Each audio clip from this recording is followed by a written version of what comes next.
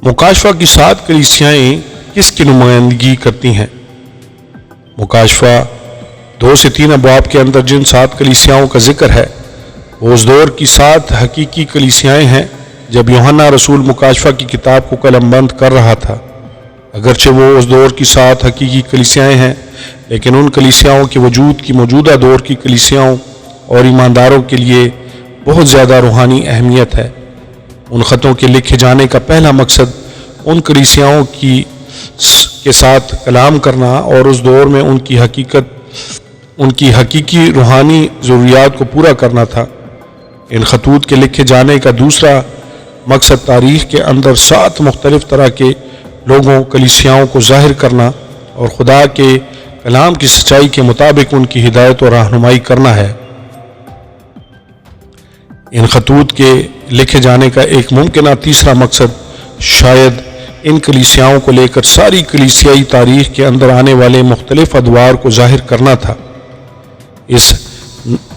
اس نظریے کے ساتھ مسئلہ یہ ہے کہ ہر ایک کلیسیا میں جن مسائل کو بیان کیا گیا ہے وہ کسی مخصوص دور کی کلیسیا کے ساتھ نہیں جڑے، بلکہ ہر ایک دور میں کسی بھی کلیسیا کے اندر اس طرح کے مسائل ہو سکتے ہیں۔ بس اگرچہ اس بات میں کسی حد تک سچائی ہو سکتی ہے کہ 7 کلیسیائیں تاریخ کے اندر 7 مختلف کلیسیائی ادوار کو پیش کرتی ہیں، لیکن اس نظریے میں اس حوالے سے بہت زیادہ ابہام اور قیاس آرائی بھی پائی جاتی ہے۔ یہاں پر ہماری ساری توجہ اس بات پر ہونی چاہیے کہ خدا ان 7 کلیسیاؤں کے ذریعے سے ہمیں کیا پیغام دے رہا ہے۔ وہ 7 کلیسیائیں یہ ہیں۔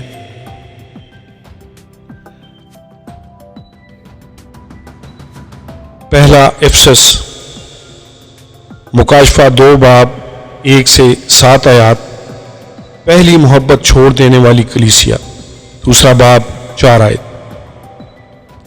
دوسری کلیسیا سمرنا، مکاشفہ 2 باب 8 سے 11 آیات، مصیبت اور دکھ اٹھانے والی کلیسیا، 2 باب 10 آیت۔